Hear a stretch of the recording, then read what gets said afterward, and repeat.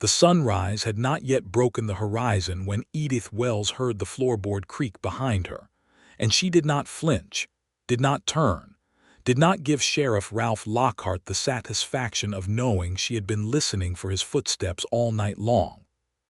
She sat at the small table in his office with her back straight and her hands folded in her lap, and the single oil lamp on the desk threw golden light across the wanted posters pinned to the wall and made shadows of the iron bars of the single jail cell behind her. Her dress was dusty and torn at the hem from the road. Her dark hair had come half loose from its pins and lay across one shoulder in a way she had not bothered to fix. She had not slept. She had not left. Ralph Lockhart stopped in the doorway of the back room and stared at her. He was barefoot and his shirt was untucked and his jaw was dark with overnight stubble, and the expression on his face was the most complicated thing Edith had seen in months of traveling. It was not anger, though anger was part of it. It was not relief, though something behind his eyes softened the moment he confirmed she was still breathing. It was not the face of a man who had expected to find her still here. Good, she thought. Let him be surprised. Let him be off balance.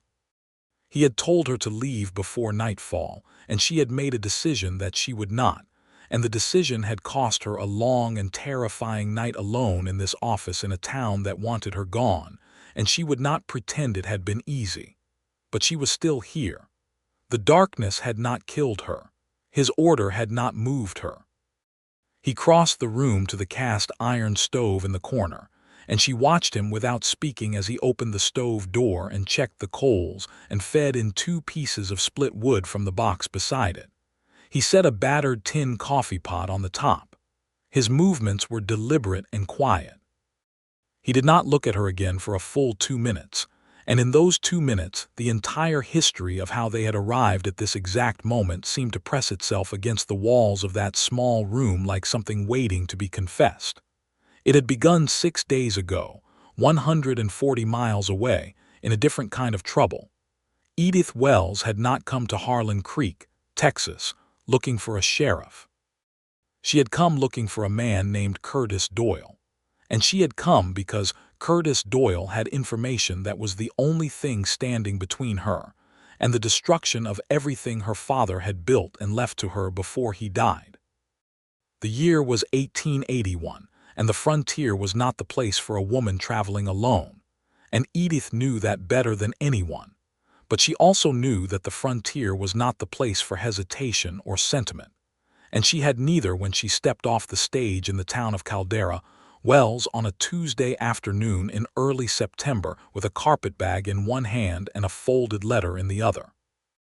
Caldera Wells was a town of maybe 400 souls clinging to the edge of the high desert plains of West Texas, and it smelled of dust and horse sweat and the faint sweet rot of the stockyard on the south end. The main street was wide enough to turn a wagon in and had a general store, a land office, a barbershop, a doctor's office, a saloon called the Red Spur, and at the far end a building with a painted sign that read Sheriff over the door. Edith noted each of these the way she noted everything, quickly and completely, filed away the way her father had taught her to file land surveys, with attention to what mattered and no time wasted on what did not. She had come from Austin. Before Austin, from San Antonio. Before San Antonio, from her father's ranch east of the Pecos River, which was no longer her father's ranch, because her father, James Wells, had died 3 months ago of a heart failure that dropped him in the middle of his own north pasture on a clear August day, and he had died without leaving a proper will in the right office in the right county, because someone had made sure that the will he did leave never reached the county recorder. That someone, she was almost certain, was a man named Creighton Marsh. Creighton Marsh was a land speculator who had been circling the Wells ranch for 2 years before James Wells died, making offers that James had refused with increasing impatience. He was the kind of man who wore fine coats in towns that had no need of fine coats, which was its own kind of statement about power. He had business partners in Austin, And he had a lawyer named Fitch who carried documents everywhere he went and spoke in the smooth, confident tones of a man who had never once been told no and meant it. When James Wells died, Marsh's lawyer had appeared within a week with a document that purported to be a deed transfer predating James's death, signed in James's hand, witnessed by two men Edith did not know. The ranch, the cattle, the water rights, the house where Edith had been born and where her father had died, all of it, Marsh claimed was now his. Edith was 27 years old and she had grown up on that land, and she knew her father's handwriting as well as she knew her own face, and the signature on Marsh's document was a forgery. She had gone to Austin to say so.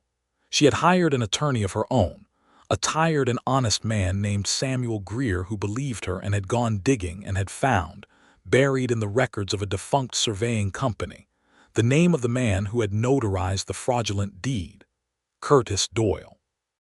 Curtis Doyle had worked for Marsh for 3 years and had disappeared 6 months ago from Austin under circumstances that Greer described as suspicious, and that Edith described privately as the behavior of a man who knew something dangerous and was afraid of what happened to people who knew dangerous things. There were rumors he had gone west. There were rumors he had gone south into Mexico. There were rumors that were not rumors at all, but a single reliable piece of information from a stagecoach driver who told Greer that he had taken a man matching Doyle's description to Caldera Wells in late spring. So Edith came to Caldera Wells because there was nothing else to do. There was no one coming to save the ranch for her. There was no cavalry. There was Samuel Greer, and there was Edith herself, and there was the address of a town in West Texas and a carpetbag packed with what she needed, and she got on the stage. She had not expected Ralph Lockhart. She had expected a frontier sheriff of the ordinary variety, which was to say a man who was either corrupt or merely indifferent to any trouble that did not involve a gun being fired inside city limits. She had encountered 3 such men in her journey, and she had learned to smile and speak quietly and tell them only what they needed to know and no more, because more was a trap in a frontier town and she had no allies. Ralph Lockhart was not ordinary, and she knew it the moment she walked into the sheriff's office, and he looked up from the desk where he was writing something in a ledger with the kind of focused concentration that said the writing mattered to him, which meant the records mattered, which meant the law mattered, and the distinction between a man to whom the law mattered and a man who merely wore the badge was the most important distinction Edith had learned to make in 3 months of fighting. He was 34 years old, she would later find out, though in that first moment she only registered that he was lean and careful-looking, with dark hair going a little silver at the temples and gray eyes that were the color of the sky before rain, and that he looked at her the way a serious man looked at something unexpected, which was to say with full attention and no performance. "Afternoon," he said, and set his pen down. "I am looking for someone," Edith said. "A man named Curtis Doyle. I have reason to believe he is in this town." Something shifted in Ralph Lockhart's expression, but it was small and contained, the kind of shift that a man who has been a lawman for 10 years learns to contain before it reaches his face. He looked at her for another moment. "You'd be the 3rd person this month to ask me that," he said. "Who were the other 2?" she asked. "Men I did not like the look of," he said. "Who sent you?" "No one sent me. I came myself." She set the carpetbag down and straightened. "I am Edith Wells. My father owned the Wells Ranch east of the Pecos, and a man named Creighton Marsh is stealing it from my family through a forged deed, and I believe Curtis Doyle notarized that deed, and I intend to find him and get a sworn statement from him that will help me take this matter to a federal court." The silence in the office after she finished speaking had a particular quality, the silence of a man thinking fast and deciding how much of his thinking to show. "Sit down, Miss Wells," Ralph Lockhart said. She sat. He told her that Curtis Doyle was indeed in Caldera Wells, that he had been living quietly at a boarding house on the east edge of town under a different name, that Ralph had known for approximately 6 weeks that Doyle was there, and had been watching him, because 2 men had ridden into town asking the same questions about Doyle that Edith had just asked, and those 2 men had the look of hired trouble. which meant someone was looking for Doyle in a way that did not bode well for Doyle's continued health. Ralph had been protecting him, quietly without Doyle's knowledge, because Doyle was terrified and had confided in no one, and Ralph was not the kind of man to let someone get killed in his town if he could help it. "So you have been keeping him safe," Edith said. "I have been keeping an eye on him," Ralph said, which was a different thing, though the practical result was the same. "I need to speak with him." "I know." "When?" He looked at her carefully. "Miss Wells, I do not know who you are beyond what you have just told me. I have no reason to doubt your story, but I have no reason to confirm it yet either. The men who came looking for Doyle before you said things that sounded equally reasonable, and they were working for the man who wants Doyle silenced. Give me a day." A day. Her father's ranch was slipping away by the hour, and he was asking for a day, and Edith understood this was reasonable and fair, and she resented it with a fierceness that she kept entirely off her face. "One day," she said, "I will be at the hotel." She went to the hotel, which had 4 rooms, and a woman named Mrs. Paulson at the desk, who looked at a woman traveling alone with the particular brand of suspicious charity that small towns reserved for women who did not fit their categories. Edith paid for a room and ate supper and lay on the narrow bed and thought about her father and the north pasture, and the way the light came in through the kitchen window in the morning, and she did not sleep much. In the morning she went back to the sheriff's office. Ralph Lockhart had spent the night verifying what he could verify. He had sent a telegraph to Samuel Greer in Austin and received a reply that confirmed Edith Wells and her father and the disputed deed. He had done it not because he doubted her, but because the kind of man he was did not take anything on face value when someone else's safety depended on it. He told her she could speak with Doyle that afternoon. He took her to the boarding house himself, because the 2 men who had ridden in asking questions had not left town, and he had seen one of them watching the main street from the saloon porch that morning, and he would not send Edith Wells across town alone with men like that in it.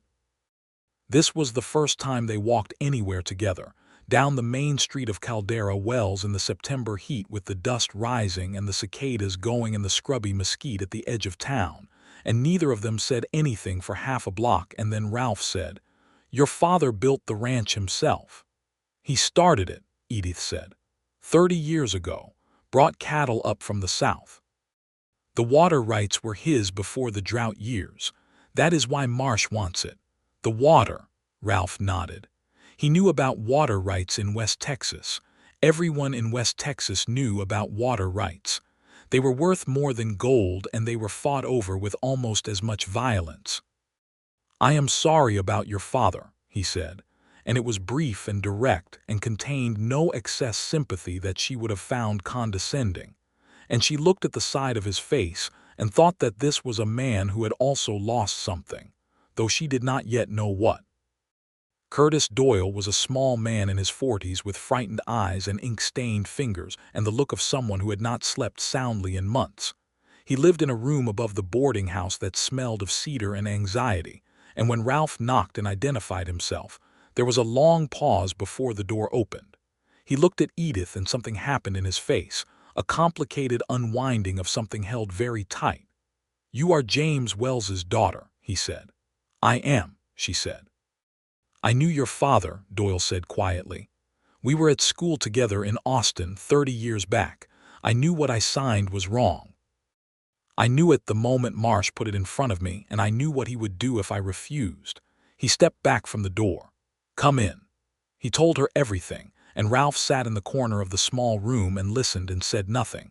But Edith was aware of him the way she was aware of solid ground, aware that he was there, and that his being there was the reason Doyle was still alive and still talking. Doyle would sign a sworn affidavit. He would travel to Austin to testify if they could get him there safely. He had been waiting, he said, for someone to come who was not trying to kill him, and now that someone had come, he felt something loosen in his chest for the first time in months. They left him with a promise to return the following morning with paper and ink for the affidavit, and they walked back down the main street in the early afternoon heat, and Ralph was quiet for a while and then said, The men watching Doyle will move when they see you going back to that boarding house. They will know something has changed. How much time do we have? A day, maybe less. Then we write the affidavit tonight. I said I would get him paper tomorrow. Tonight is safer, she said. If we wait until tomorrow, we are waiting for them to act first.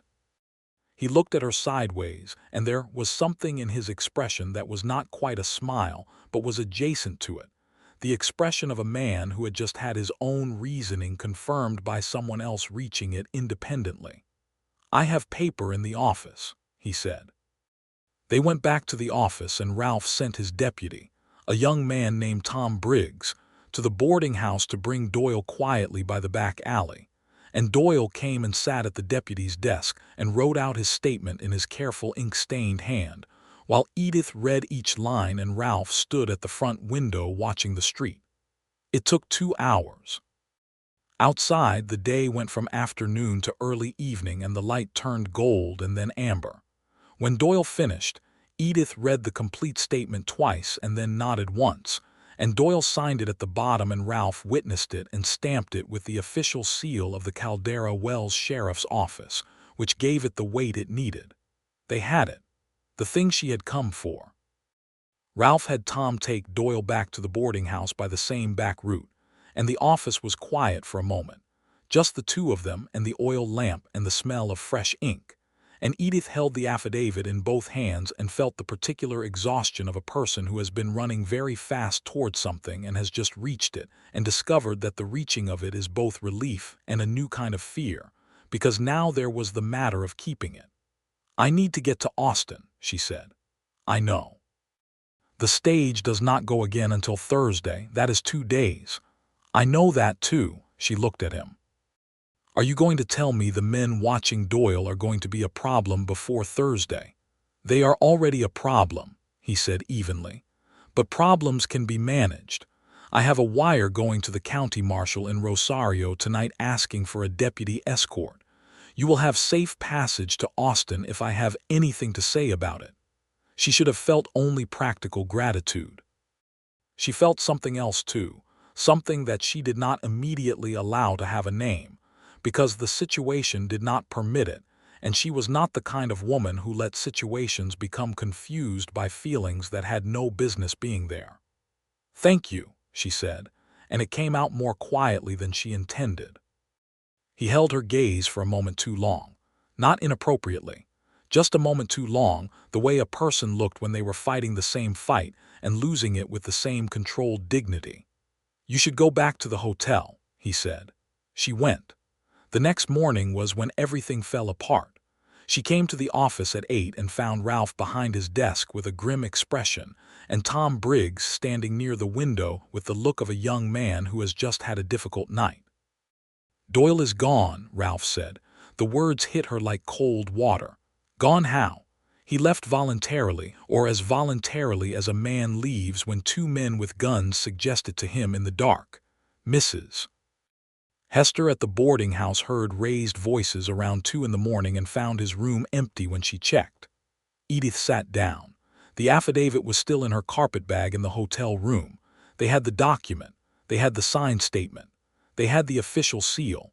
What they did not have was Curtis Doyle alive and willing to testify in person, and without his personal testimony in front of a judge, the affidavit was powerful but potentially challengeable. Can you find him? I am working on it, Ralph said. But Edith, he stopped. It was the first time he had used her first name, and they both noticed it, and neither of them made anything of it. The men who took him work for Marsh. That means Marsh knows you are here. That means this town is not safe for you. She understood what he was saying. You are telling me to leave, she said. I am telling you that staying puts you in danger. The affidavit is what matters now, not your presence here. Get on a horse today and get it to Austin and let Samuel Greer file it with the federal court. I will find Doyle. And if they take the affidavit from me on the road, he was quiet for a moment. Tom will ride with you to the county line. That is 40 miles. Then I am alone. The county marshal will meet you at Rosario. She looked at him and thought about the ranch and the north pasture and her father's grave on the hill above the East Creek, and thought about Doyle frightened somewhere in the dark, and thought about the document in her bag that was the only proof she had, and thought about the man across the desk who had done everything right and was still telling her the safest thing was to leave. "What if Doyle tells them where I am?" she asked. "He does not know where you are staying. I was careful about that. What if they already know?" The question sat in the room. Ralph's jaw tightened slightly. "There is always a risk," he said. "The question is whether the risk of staying is greater than the risk of leaving." "I'm not asking about risk," she said. "I'm asking what you think." The thing about Ralph Lockhart that she had already understood in 2 days was that he did not say things he did not mean, and he did not say things he had not thought through. And so when he said the next thing, it carried weight. "I think if I were in your position I would not want to leave either," he said quietly. "But I also think that the most important thing right now is that affidavit reaching Austin intact, and you are the only person I fully trust to carry it." It was both a compliment and a dismissal, and she recognized both sides of it. "Leave before nightfall," he said. "While the road is still clear. Tom will be ready at 4. She went back to the hotel. She sat on the narrow bed with her carpetbag on the floor and the September light coming through the thin curtain, and she thought about all of it. The ranch, her father, Doyle, Marsh, the affidavit, and Ralph Lockhart's gray eyes when he said he trusted her, and she made a decision. She was not going to leave. Not because she was being reckless. She had thought it through, the same way he had thought through everything he said, and the conclusion she reached was different from his, but it was not unreasoned. If she left Ralph here alone with a missing witness and 2 hired men, and whatever else Marsh's reach extended to. The affidavit was powerful, but it was more powerful with Doyle. She was the only person who had spoken to Doyle directly and knew the details of what he had said before he wrote it down, the details that would matter in cross-examination if they could get him back. And there was something else. Something she had not said to Ralph, and was not sure she could say without it sounding more personal than professional, which was that she did not trust the county marshal in Rosario, because of something Samuel Greer had mentioned once in passing about the marshal's connection to a land investment firm that Marsh had an interest in, and 40 miles of empty West Texas road between a sheriff's deputy and a county marshal was not where she wanted to be with the only copy of the thing Marsh needed destroyed. She would stay. She would find another way to get the document out. And she would help find Doyle because she had promised him, in the unspoken way that things were sometimes promised, that she had come for him and she had not come to leave him behind. She did not go back to Ralph's office that afternoon. She did her own digging instead, quietly, in the way her father had taught her to work a problem, from the outside in. She went to the saloon and sat at a table in the corner and drank a glass of lemonade that the bartender provided with only minimal surprise, and she listened. She was very good at listening. 2 decades of being underestimated in rooms full of men who thought she was decoration had made her a sharp and careful listener. She heard 3 things. The first was that the 2 men who had taken Doyle were still in town, which meant Doyle had not been moved far yet. The second was that a man named Hector Crane, who drove a freight wagon between Caldera Wells and the rail junction at Tres Piedras, was leaving the following morning, and his wagon had a false compartment under the bed that various people had used for various purposes over the years. The third was a name. The 2 men had been seen speaking with a third man, someone local, and his name was Aldridge, and he worked at the town's land office. She went back to the hotel as the sun went down and 4 o'clock came and went, and Tom Briggs waited with 2 horses at the sheriff's office until Ralph told him to go home. At 9 in the evening there was a knock at her hotel room door, and she opened it, and Ralph Lockhart stood in the hallway with his hat in his hands and an expression that was composed and furious in exact equal measure. "You did not go," he said. "I did not go. Miss Wells." "I have information," she said, "about Doyle. About where he might be, and about the man at the land office who is working with Marsh's people, and about a way to get the affidavit to Austin tomorrow morning that does not go through Rosario." The fury shifted. Not gone, still present, but now there was something else behind it, the same thing she had seen when she first walked into his office, which was full attention. "You need to come to the office," he said. She followed him down the dark street. The town was quiet at this hour, the saloon sounds distant, one dog somewhere, the dry September wind moving through the mesquite. The office was lit by the lamp on the desk, and Ralph closed the door behind them, and she laid out everything she had heard in the saloon, cleanly and in order, and he listened without interrupting. When she finished, he was quiet for a moment. "Aldridge," he said, and his voice had the specific flatness of a man who has just confirmed something he already suspected. "I wondered about him. What do you want to do?" He looked at her. "What I want to do and what I am going to do are two different things. What I am going to do is go and look for Doyle with that information. What I want to do is put you back on a horse right now and watch you ride north until you were out of reach of everything in this town." Edith held his gaze. "And why won't you?"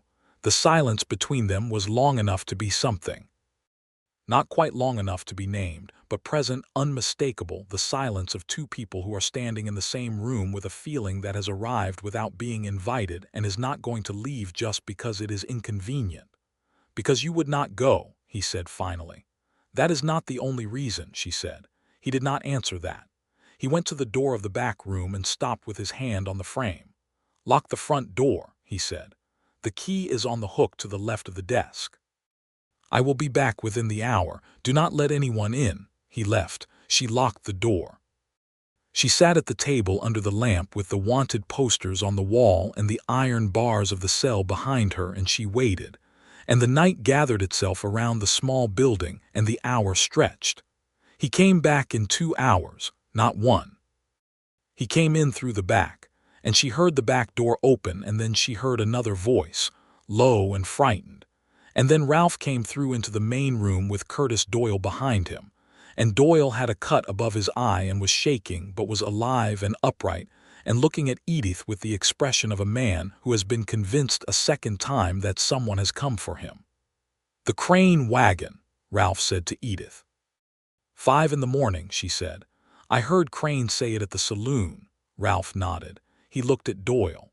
"You will ride in the compartment under the freight bed to Tres Piedras. At the rail junction you will take the morning train to Austin, and you will go directly to the office of Samuel Greer, and you will tell him everything and sign whatever he puts in front of you." "And Marsh's men?" Doyle asked.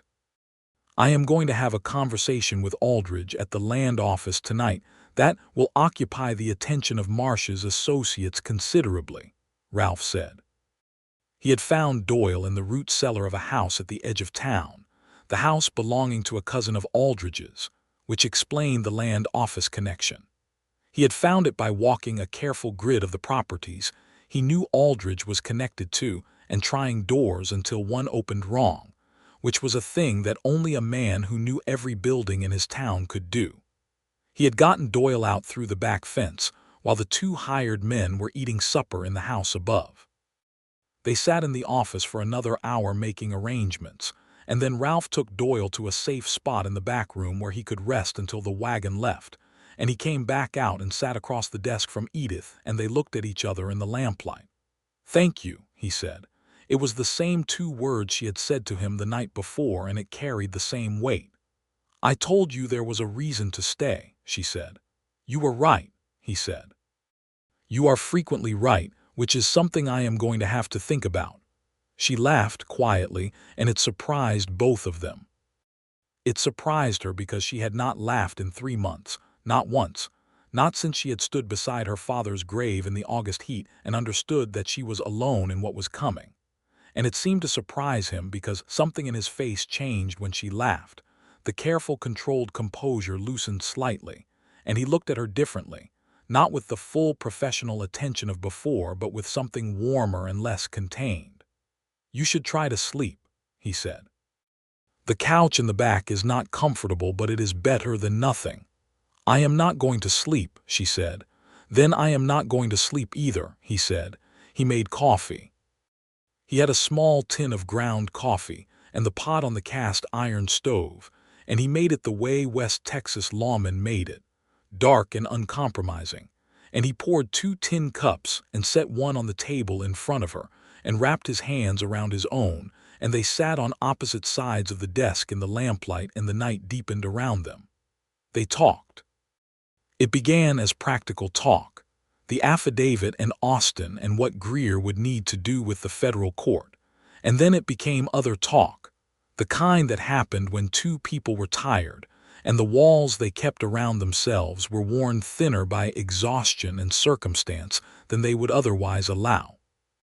He told her about the law in West Texas, about what it meant to be a sheriff in a place where the law was only as strong as the man wearing the badge, and where a man of bad conscience could do a great deal of damage before anyone above him noticed. He had been sheriff of Caldera Wells for 4 years, having come from East Texas before that, having come from a failed cattle venture before that, having come from a grief before that that he mentioned only briefly, and did not elaborate on. A woman named Clara who had died of fever 5 years ago, and whose absence had redirected the entire course of his life toward the badge and the duty of keeping things right in small places. She listened to all of this without pushing at the edges of what he offered, which she understood was a kind of respect. And she told him about her father, about 30 years of building something in the hard country east of the Pecos, about the way James Wells had run cattle and kept records, and taught his daughter everything he knew, because he had no sons and saw no reason that should matter, about the way her father had sat at the kitchen table every evening with his books and his careful notes, and had once told her that the land was not just property, it was memory. And memory was the one thing that could not be taken as long as someone was left to hold it. Ralph listened to this with his coffee cup between his hands and his eyes on her, and she understood that he was not waiting for her to finish so he could speak, but was actually listening, which was rarer than it should have been. "Do you think you will get the ranch back?" he asked. "Yes," she said without hesitation. "You sound certain." "I am certain. I have the affidavit, I have Doyle, I have Greer, and I have something Marsh does not think I have, which is that I am very difficult to discourage." "I noticed that," he said, and the warmth was in his voice fully now, not restrained at all, just present, natural, like something that had given up trying to hide. She looked at him across the small table in the lamplit office, and thought that she was very tired and that the night had been long and frightening, and that the man across from her had managed, without intention or design, to become the most solid thing in 3 months of very shaky ground, and that this was both the best possible outcome of walking into a stranger's office and the most complicated. The night wore on. They talked less as it deepened, not because there was less to say, but because the quiet between them became its own kind of conversation, comfortable and charged at once. Somewhere past 2 in the morning, Edith rested her head in her hand and her eyes grew heavy, and she fought it, but the fighting had its limits, and Ralph watched her from across the desk and said nothing, did not point it out, because pointing it out would have embarrassed her, and he was constitutionally incapable of doing something that would embarrass her. She did not sleep deeply. She was half aware of the lamp burning lower, of the coals in the stove settling, of the wind outside. She was aware, at some point in the deep dark before dawn, of the sound of Ralph moving quietly around the office, checking the door, checking the back room, the soft sounds of a man doing a careful and repetitive patrol of the space he was responsible for. She was aware of the moment the quality of the dark outside the window changed, almost imperceptibly, from the black of full night to the first gray suggestion of morning, which was not quite dawn but was dawn's announcement. She heard the floorboard creak. She did not flinch, she did not turn. And now the sunrise had not yet broken the horizon, and Ralph Lockhart was at the cast iron stove feeding wood to the coals, and the coffee pot was heating, and the full length of the night lay between them like something that had been built quietly without either of them making the decision to build it. He came to the table with 2 tin cups, and he set one in front of her, and this time he did not sit across from her, but pulled his chair around to the side of the table, not beside her but no longer across from her either, the middle distance of a man who has been careful all night, and is trying to find the appropriate shape of something he has not quite named. She wrapped her hands around the cup. The coffee was hot and dark, and it tasted like the whole long night made liquid. "You poured me coffee," she said. "You stayed," he said.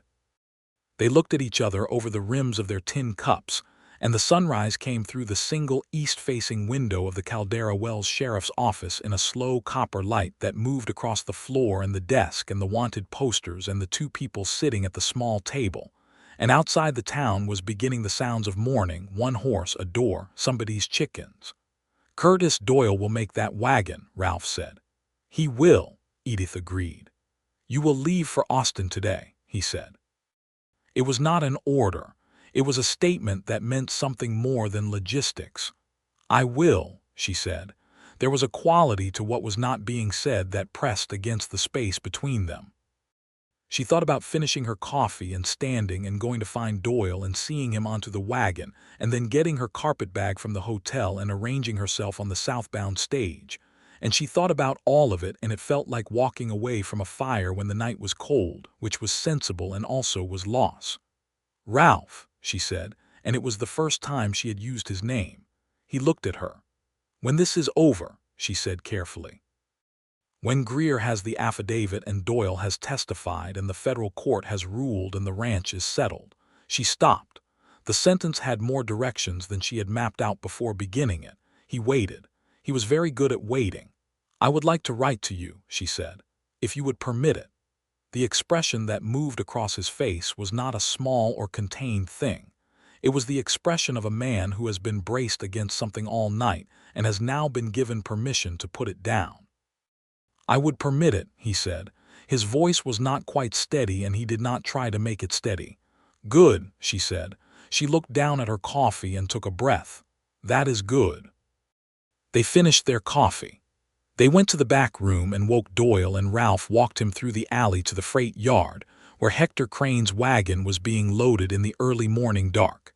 And they saw him settled into the compartment under the bed, small and frightened and grateful. And the wagon pulled out onto the north road before full sunrise with its cargo of dried goods and one crucial witness. Tom Briggs arrived at the office at 7, and Ralph gave him a list of things to do that included bringing Aldridge from the land office in for a conversation, a polite word for what was going to be a serious accounting of Aldridge's connection to Marsh's hired men. The two hired men themselves, with Doyle gone and their purpose evaporated, had apparently made the prudent calculation that a West Texas sheriff with a reason to look hard at them was not someone worth fighting, because they had left town before sunrise. Ralph found this out from the livery stable owner, who told Tom, who told Ralph. Edith collected her carpetbag from the hotel.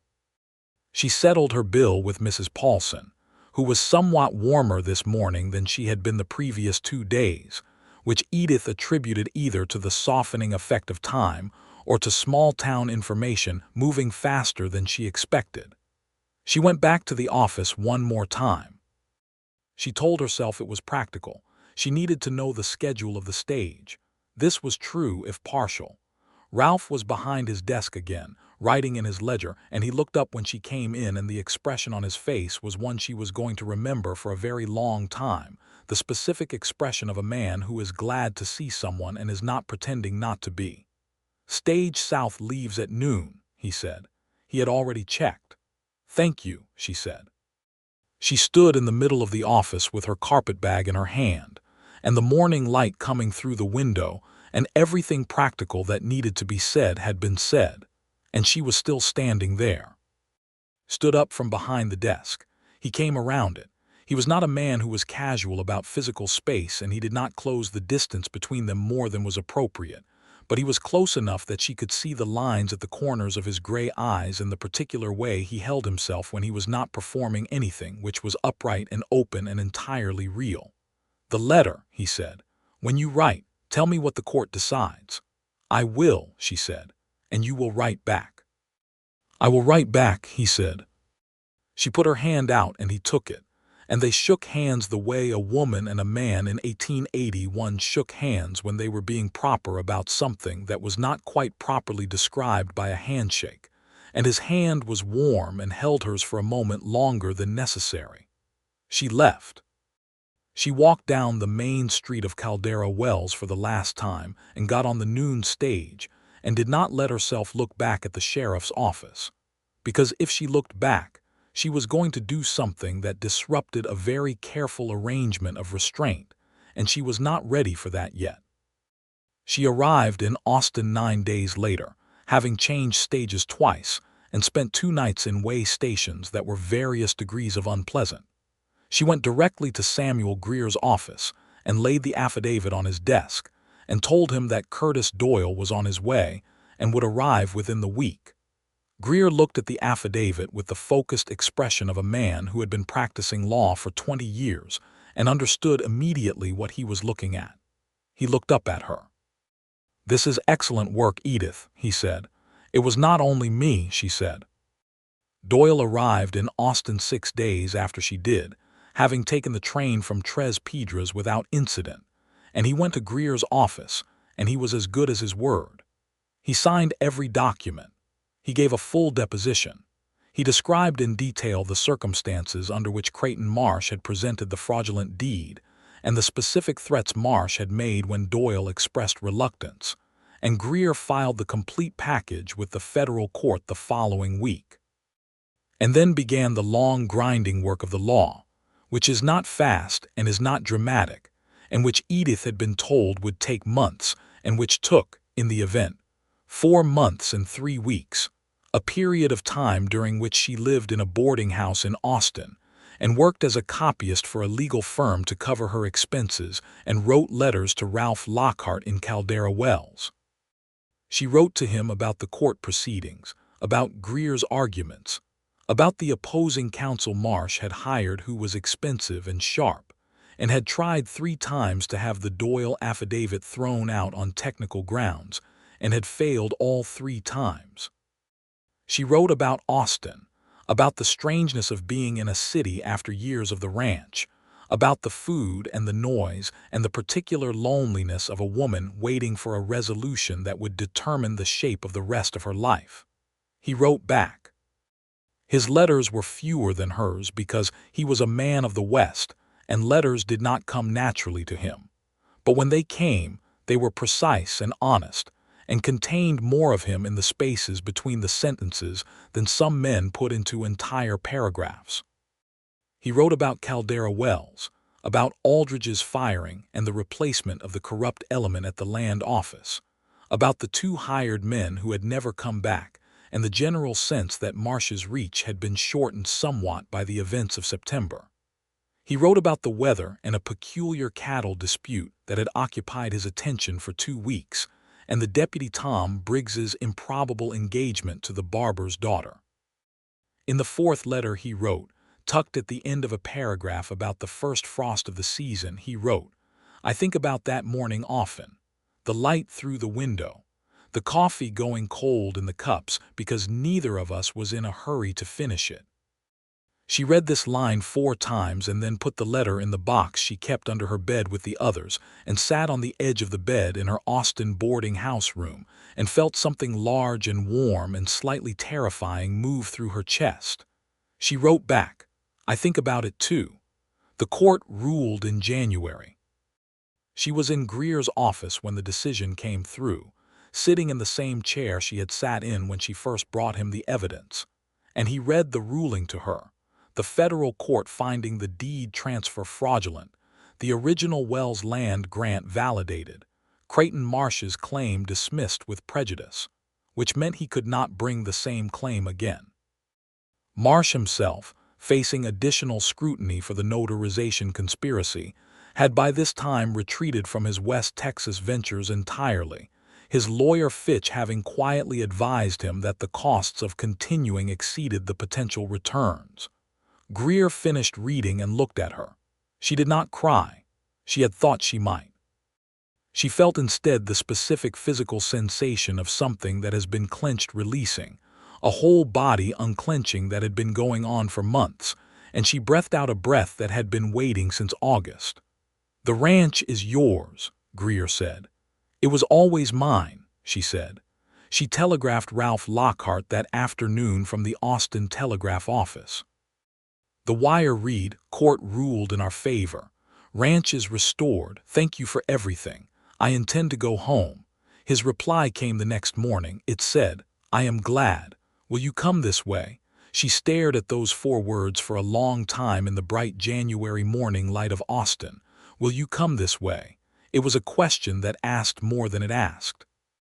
She had known it would ask this question, had known, if she was honest, since she had put her hand in his in the morning light of his office and felt him hold it for a moment longer than a handshake required. She wired back, "I will come this way."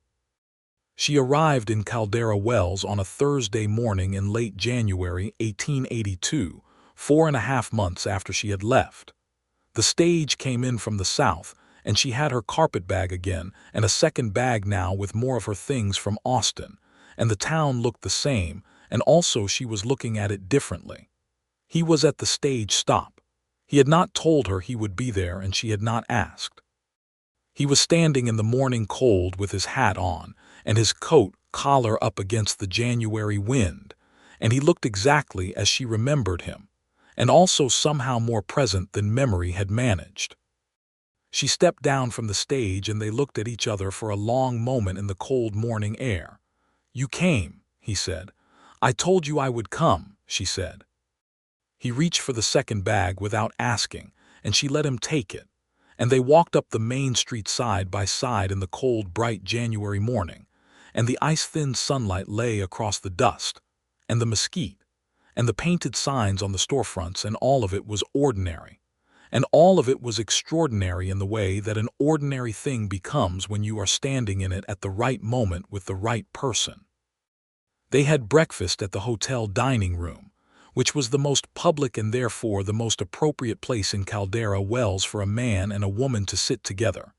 And they ate eggs and salt pork and drank coffee that was not as good as Ralph's, and they talked for 2 hours about everything that had happened in the intervening months: the court, Greer, the ranch, Austin. And then they ran out of practical things to talk about, and the something that had been in the room between them in September was in the room between them again, larger now, more insistent, 4 months of letters having given it room to grow. "I have to go back to the ranch," she said, "as soon as I can. There are things to settle, the cattle manager, the state of the buildings, the spring work." "I know," he said. "It will take time before things are in order." "Things generally do," he said. She looked at him across the table. The hotel dining room was warm, and the fire in the corner was going, and there were 2 other tables occupied, and none of this was private or intimate, but it was what they had. "Ralph," she said. "Edith," he said at the same moment. They both stopped. It made her smile, which made him smile, and the smiling was a new thing between them that felt like it had been waiting. "You first," she said. He turned his coffee cup in his hands. He was not a man who was comfortable with the kind of speech she suspected was coming, and she found this entirely endearing because comfort was not the same as willingness, and he was very clearly willing. "I have thought," he said carefully, "a great deal about what I want to say to you and the appropriate time to say it, and I have arrived at this being neither the right time nor the right setting, and I intend to say it anyway." He paused. "I am not a man who has a great deal to offer. I have a salary that covers necessities and a small amount more. I have this town, which is not a grand place. I have a serious disposition and a tendency to think about everything twice before I act, which I am aware is not always convenient." "It is frequently convenient," she said quietly. "The ranch is yours," he continued. "That is yours, it will always be yours. I am not speaking about the ranch. I'm speaking about something else." "I know what you are speaking about," she said. "Then I will speak it plainly." He met her eyes with the full gray direct attention she had catalogued in September, and that had not diminished in memory. "I am in love with you. I have been since approximately the morning you stayed when you had been told to leave, because staying despite being told to leave is the most honest thing I have seen a person do, and I have wanted to tell you since the moment you did it." The hotel dining room, with its 2 occupied tables and its fire and its mediocre coffee, was the whole world for a moment. "Ralph Lockhart," she said. "I came back to this town. What did you think that meant?"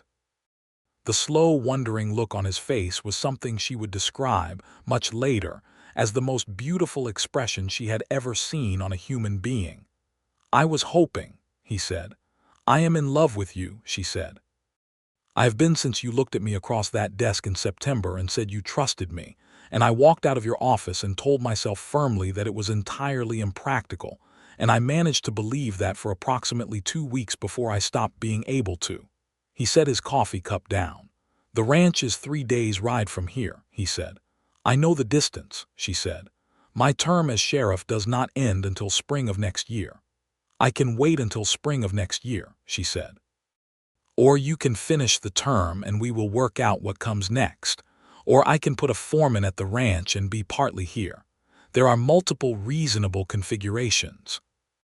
He was quiet for a moment, working through the configurations the way he worked through everything, with full attention and honesty. "I would not want you to be apart from the ranch you fought that hard for," he said. "And I would not want you to give up a law that matters to you for something you did not choose," she said. "So we will figure it out. Together," he said, and the word was careful and certain. "Together," she agreed. She stayed in Caldera Wells for a week. It was not a long time, and it was not enough time, and it was the beginning of a new kind of counting. She met Tom Briggs officially and liked him. She met the doctor, who was a capable woman named Dr. Agnes Hale, who had come from Philadelphia 10 years ago, and who looked at Edith with the immediate recognition of one woman who had survived her circumstances for another. She met the pastor and the storekeeper, and the woman who ran the laundry, and a dozen other people who made up the specific texture of the place Ralph Lockhart had built his life in. And she understood it in a way she had not when she had passed through it in September as a stranger with a purpose. He walked with her every evening when his work was done, around the edges of the town in the cold late afternoon, and they talked or did not talk. And one evening he reached for her hand and held it as they walked without asking, and she let him and held back. On the last evening before she left for the ranch, they stood outside the hotel in the cold in the clear West Texas dark with the stars very bright and very close the way they were in January in the high desert, and he held her hands in both of his. "I will come when I can," he said. "It will not be as often as I want. Write to me in between," she said. "I will write better letters than before," he said. She laughed. "Your letters were good." "They were not good enough," he said. "I said too little of what mattered." She looked up at him in the starlight. "Then say it now," she said quietly, "while we have time." He did not say it with words. He leaned down and pressed his lips to her forehead and held them there for a long breath, and she closed her eyes and felt the warmth of it in the cold night, and it was not a kiss in the way a kiss was usually meant, but it was a vow, which was more. She left for the ranch the next morning with her carpet bag and her second bag, and a box of supplies from the general store, and the certainty, absolute and grounded, that this was not an ending. The ranch needed months of work. The cattle manager, a man named Phelps who had stayed on and kept things running through the dispute with commendable loyalty, gave her a full accounting of the state of things, and it was not disastrous, which under the circumstances was the best possible news. The house needed repairs. The south fence was down in 2 places. The water system for the stock needed attention before spring. She threw herself into it. She had been fighting for this land for 6 months, and now the fight had been won, and the work of rebuilding could begin. And she was better at work than she was at waiting, so she worked. She hired 2 additional ranch hands in February, and supervised the fence repairs and sent letters to cattle buyers, and wrote long letters to Ralph that were partly about the ranch and partly about other things. He wrote back. He had promised better letters, and he delivered them. Letters that were not long but were dense with intention. Letters in which the careful, reserved man she had met in September was gradually and deliberately opening a door he had kept closed for 5 years, since a woman named Clara had died of fever, and he had redirected his grief into duty. He wrote to her in March. "I have thought about what comes next. I mean after the badge. I am not afraid of ranch work. I have done it before. I am better with cattle than I am with anything except possibly the law and possibly you." She read this and pressed the letter to her chest and stared at the ceiling of the bedroom where she had slept as a girl. She wrote back, "Then come when your term is done. Come and we will find out what you are best at." He came in April, not when his term was done, but for a week, because he had not seen her in 2 months, and the distance had become something he could not be sensible about. He rode the 3 days from Caldera Wells on a horse that Tom Briggs lent him and arrived at the Wells Ranch on a warm April evening with the mesquite blooming and the cattle in the south pasture and the sky going orange in the west. And Edith came off the porch when she heard the horse and stood in the yard with her hands at her sides and watched him ride up. He dismounted. He looked at the house and the land, and then he looked at her. "This is something," he said. "It is," she said. He came toward her and she went toward him, and they met in the middle of the yard, and he put his arms around her and she put hers around him. And it was the first time they had been close in that way, and it was not awkward or uncertain. It was the physical confirmation of something they had both known for months. "Hello, Ralph," she said into his shoulder. "Hello, Edith," he said. They were together during his week, not in any way that was improper by the standards of 1882, but in every way that mattered.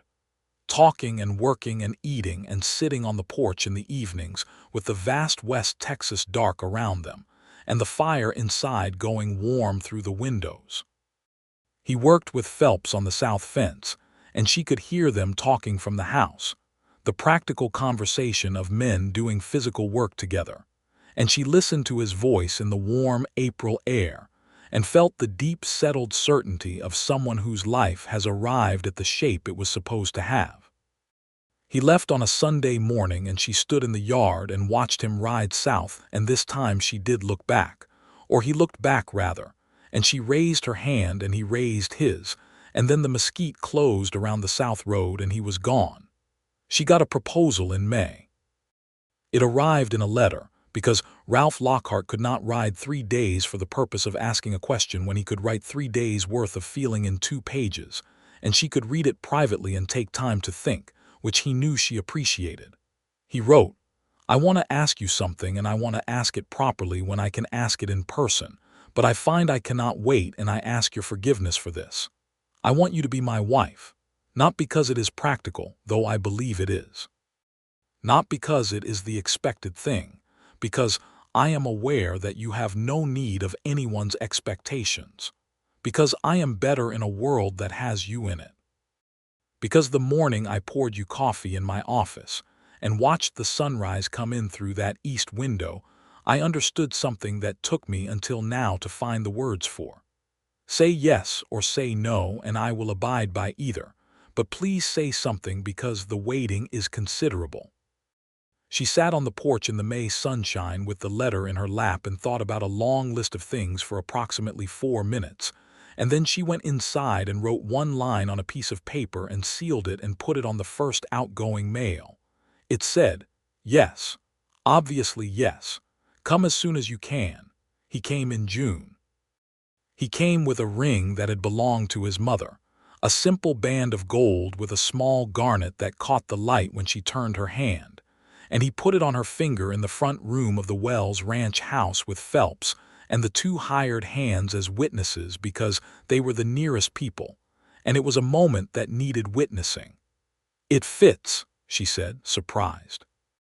"I guessed," he said, which meant he had paid attention to her hands when they were together, which was the kind of observation she had come to expect from him, and which still affected her more than she was always prepared for.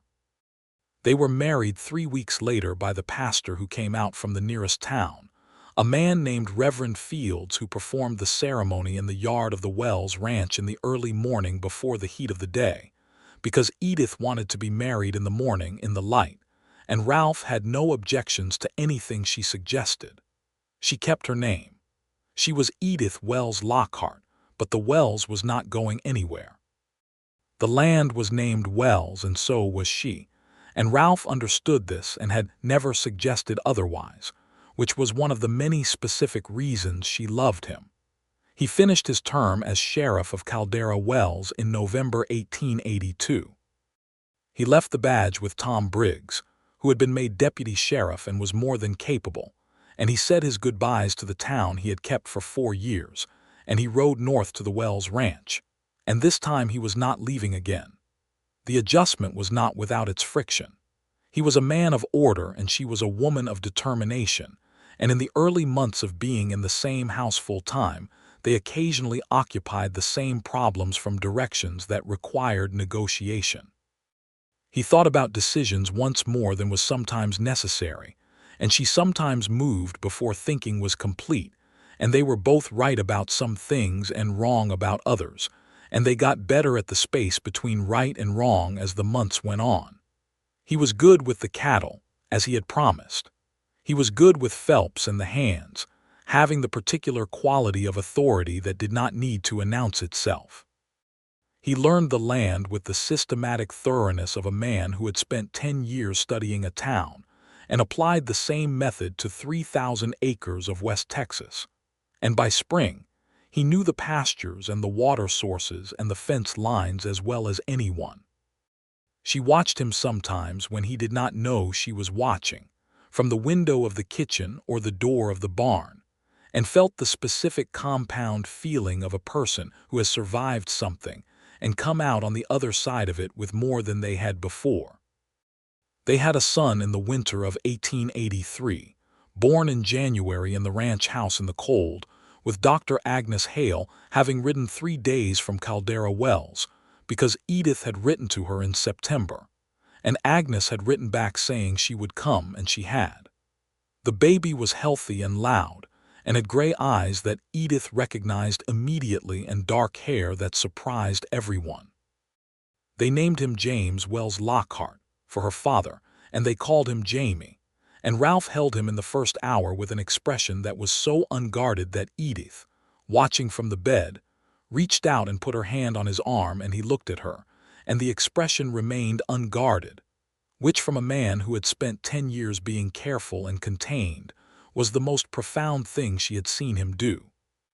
Tom Briggs and his wife came for the christening in March, making the 3-day ride from Caldera Wells, and there was a small gathering at the ranch with neighbors from 40 miles around, and a table of food that had taken 3 days to prepare, and a general noise and warmth that filled the house in a way that it had not been filled since Edith's father was alive. Greer sent a letter from Austin with a formal congratulation that was warm and fond, and mentioned that Creighton Marsh had relocated entirely to St. Louis and was involved in railroad speculation, which was someone else's problem. The ranch grew. By 1884, they had expanded the cattle operation and added a bunkhouse for the additional hands and repaired and improved the house itself in ways that improved both comfort and function. Ralph built the east porch extension himself over the course of 3 weekends that summer, and Edith sat in a chair with Jamie on her knee and watched him work and offered opinions on measurements that he considered seriously and sometimes adopted.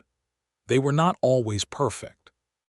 They had arguments that were real arguments, about decisions large and small, about the pace of change and the management of risk, and the occasional returning difference between his once more and her move now. The arguments were conducted honestly and ended honestly, and never had the quality of the kind of argument that damages something, because the foundation underneath them was solid and both of them knew it. He told her about Clara in the summer of 1884, on a warm July evening on the front porch with Jamie asleep inside, and the fireflies in the mesquite and the West Texas dark enormous and star-filled around them. He told it the way he told most important things, carefully and without drama, a woman who had been good and who had died too young, and whose death had redirected a man for years in ways that were not all bad, because the redirection had made him into the sheriff of Caldera Wells, and the sheriff of Caldera Wells had kept Curtis Doyle alive, and Curtis Doyle had given Edith the testimony that brought the ranch back. "Do you think about what would have happened if things had been different?" she asked. "If she had not died, where you would be?" "I did once," he said. "I don't now. What would be the purpose?" "Some people find comfort in alternate stories," she said. I find comfort in the actual story, he said. He reached over in the dark and took her hand. The actual story is very good. She leaned her head against his shoulder. The fireflies moved in the mesquite and the stars were enormous, and the ranch stretched away in every direction in the dark. The land that had been her father's and that was now also hers and also Ralph's, and that would belong in time to Jamie and whoever else came. A daughter arrived in 1886, born in March, healthy and loud in the same way her brother had been loud, with Edith's dark hair and Ralph's gray eyes, which seemed to be a dominant characteristic. They named her Alice, for no one in particular, just because it was a name that suited her from the first moment. Jamie, who was 3 and serious-faced in the way of small boys with gray eyes, regarded his new sister with careful attention, and then declared her acceptable, which they found enormously funny. Ralph had by this time become known in the region not as the former sheriff of Caldera Wells, but as the man who ran the Wells Ranch in partnership with his wife, which was how Edith preferred it described. He had been asked twice to consider running for county commissioner, a position that would have suited his particular talents, and twice he had declined, because county commissioner required time in town and the ranch required time at the ranch, and the balance of the two was more complicated than people sometimes understood. He said yes the third time they asked, in 1887, because Jamie was 4 and Alice was 1, and the ranch was well established, and Phelps had become the kind of foreman who could be trusted with extended responsibility. And Ralph had by then spent 5 years rebuilding himself into a rancher, and had found, not entirely to his surprise, that his instincts still ran in the direction of civic life, of keeping things orderly and just in the places he lived. Edith campaigned for him with the particular combination of relentlessness and charm that had by now become her signature in the region, and he won by a comfortable margin and took the commissioner's seat in January 1888, which meant a day in town, each week an occasional travel, and a great deal of correspondence and a husband who came home in the evenings with the particular kind of engaged energy that told her he was doing work that matched him. She ran the ranch. She had always run the ranch. The ranch was hers the way it had been her father's, in the bone, in the blood, in the daily specific intimacy of knowing 3,000 acres the way you knew your own face. She ran it with Phelps and with Ralph when he was there, and with the instincts of a woman who had grown up in the hard country, and who had fought for it when it was nearly taken, and who would always know, bone deep, what it had cost. They had a third child in 1889, another son, a second boy they named Daniel, who came into the world in August in the middle of a thunderstorm that cracked across the high desert with the particular ferocity of a late summer electrical storm, and who turned out to have Edith's determination and Ralph's patience in a combination that was going to be either very productive or very troublesome, probably both. Edith was 35 that year and felt it in her back after long days in the saddle and did not slow down, which was not a surprise to anyone.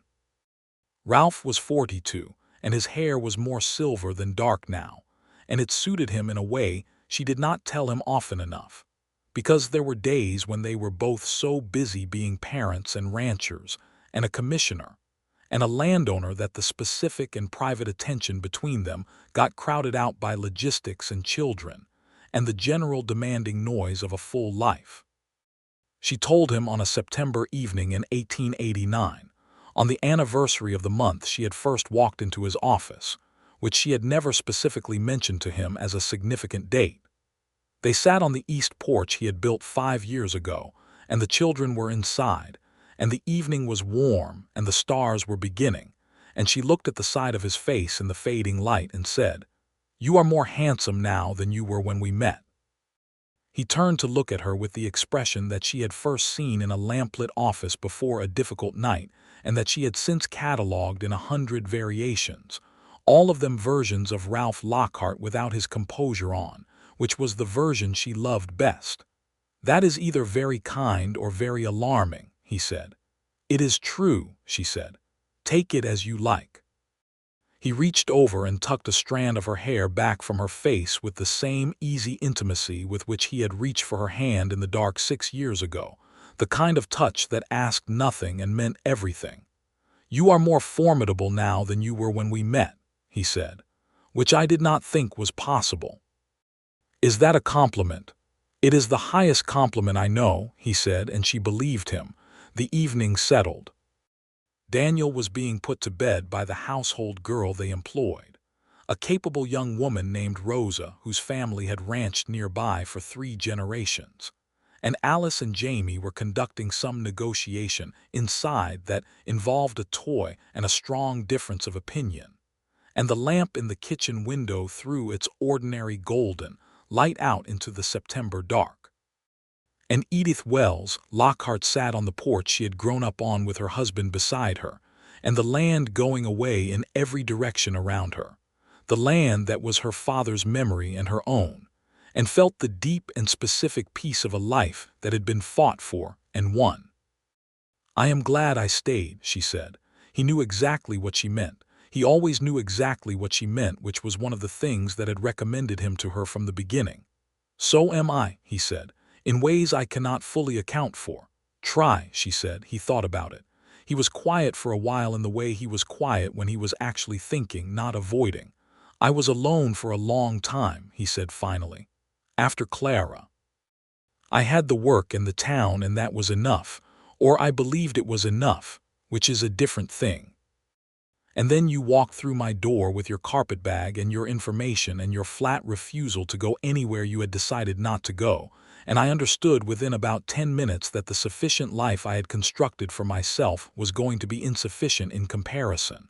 That was not comfortable." "No," she said, "it was not comfortable for me either. But correct." "Absolutely correct," she said. He put his arm around her and she leaned into him, and the September stars multiplied in the darkening sky above the ranch, and somewhere in the mesquite an owl announced itself, and the night came in warm and full around them. The ranch went on. The children grew. Jamie became a serious and thoughtful boy who was interested in law, which made his father quiet with a particular satisfied pride. Alice became a girl of considerable opinions who was interested in medicine, which made Dr. Agnes Hale, who visited every year and had become a genuine friend to Edith, look at her with recognition. Daniel became the child who could fix anything mechanical, the pumps, the fence mechanisms, the new equipment that came with the changing decade, which made Phelps declare him indispensable by the age of 8. Curtis Doyle wrote from Austin in 1890, a brief letter that found its way to the ranch through Greer's office, saying that he had settled as a clerk at a law firm, and that he thought of the Wells matter often and was glad of how it had ended.